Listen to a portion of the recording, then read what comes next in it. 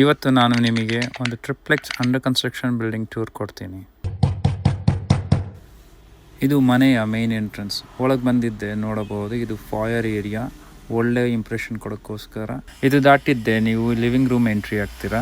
French Windows ಹಾಕಿರೋದ್ರಿಂದ ಬಹಳಷ್ಟು natural light ಮನೆ ಒಳಗೆ ಬರುತ್ತೆ. Living room opposite dining area ಮಾಡಲಾಗಿದೆ. ಇದು ಒಂದು ಗ್ರ್ಯಾಂಡ್ ಡಬಲ್ ಡೋರ್ ಪೂಜಾ ರೂಮ್.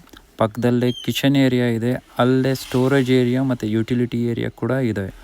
ಈ ಆ್ಯಂಗಲಿಂದ ನೋಡಿದ್ರೆ ಇವಾಗ ಈ ಕಡೆಯಿಂದ ನಿಮಗೆ ಪೂರ್ತಿ ಲಿವಿಂಗ್ ಏರಿಯಾ ವ್ಯೂ ಸೂಪರಾಗಿ ಕಾಣುತ್ತೆ. ಹಾಗೆ ಕೆಳಗಿಂದ ಮೇಲೆ ನೋಡಿದ್ರೆ ಸ್ಟೇರ್ ಕೇಸ್ ಬ್ಯೂಟಿಫುಲ್ ಸಿಮೆಟ್ರಿ ನೋಡಬಹುದು.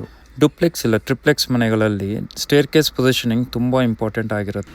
ಇದು ಮನೆಯ ಫಸ್ಟ್ ಫ್ಲೋರ್. ಮೇಲೆ ಬಂದಿದ್ದೆ ಲೆಫ್ಟ್ ಸೈಡಲ್ಲಿ ಬಾಲ್ಕನಿಗೆ ಹೋಗೋಕ್ಕೆ ಡೋರ್ ಇದೆ. ಇದು ಎಲ್ ಶೇಪ್ ಲಾಂಗ್ ಬಾಲ್ಕನಿ. ಇದನ್ನು ನಾವು ಬೆಡ್ರೂಮಿಂದ ಕೂಡ ಆಕ್ಸೆಸ್ ಮಾಡಬಹುದು. ಬಾಲ್ಕನಿಯಿಂದ ಒಳಗೆ ಹೋಗಿದ್ದೆ ಲೆಫ್ಟ್ ಸೈಡಲ್ಲಿ ನಮಗೆ ಟಿ ವಿ ಯೂನಿಟ್ ಸಿಗುತ್ತೆ.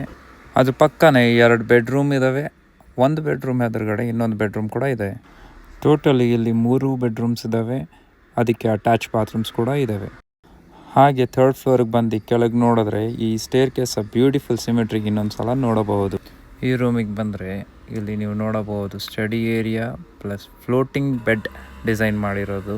ಇದರ ಅಟ್ಯಾಚಲ್ಲೇ ಒಂದು ವ್ಯಾನಿಟಿ ಸ್ಟುಡಿಯೋ ಮತ್ತು ಟಾಯ್ಲೆಟ್ ಇದ್ದಾವೆ.